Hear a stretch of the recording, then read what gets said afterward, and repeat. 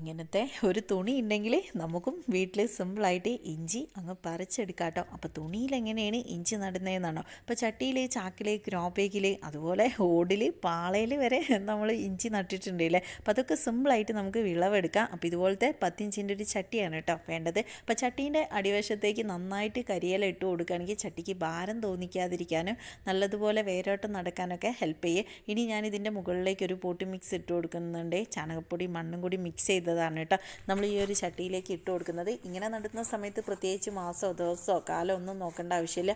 ഏത് സമയത്തും നമുക്ക് ചട്ടിയിലും ചാക്കിലൊക്കെ നടാം. അപ്പോൾ ഞാൻ ഇതുപോലത്തെ കുറച്ച് ഇഞ്ചി കഷ്ണം എടുത്ത് നമ്മൾ ഇതുപോലെ തുണിയിൽ പൊതിഞ്ഞ് വയ്ക്കുക. അപ്പോൾ ഒരു 10 ദിവസം ആകുമ്പോൾ എല്ലാ ഇഞ്ചി കഷ്ണത്തിലും വേരും അതേപോലെ ഇതുപോലെ മുളയും വരും. അത് നട്ട് വെച്ച് മണ്ണിട്ട് പൊതിയിട്ട് നനച്ചു കൊടുത്താൽ മതി. വീഡിയോ ഒക്കെ ചാനലിൽ ഇട്ടിട്ടുണ്ട്. അപ്പോൾ ആദ്യമായിട്ട് വീഡിയോ കാണുന്നവർ പേജ് ഒന്ന് ഫോളോ ചെയ്യാനും ലൈക്ക് ചെയ്യാനും ഷെയർ ചെയ്യാനും മറക്കല്ലേ. അപ്പോൾ മുള വന്ന ഇഞ്ചി നല്ല ഉഷാറായിട്ട് വളരും.